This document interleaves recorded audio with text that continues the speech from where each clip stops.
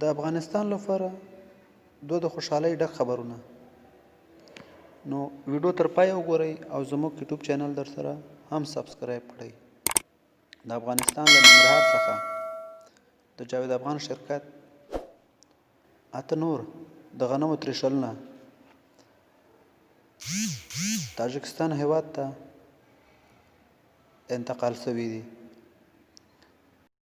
یا ترېشل د افغانستان تولید دا په جلال آباد کې جوړیږي چې د هر ترېشل قیمت 600,000 افغانۍ قیمت لري چې د افغانستان اقتصاد کې به مهم رول ولوبوي.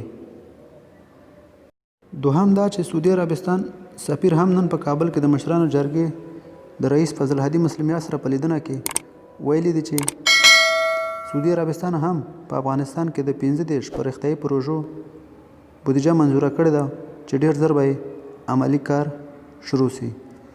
سفیر زیاته کړه چې تنها به په کابل کې د 10 میلیونو ډالرو په ارزښت یو روغتون جوړوي. ګرانو لیدونکو، تاسو د جاوید افغان شرکت د ترېشلو انتقال او د سعودي عربستان د دې مرستو په اړه څه نظر لرئ؟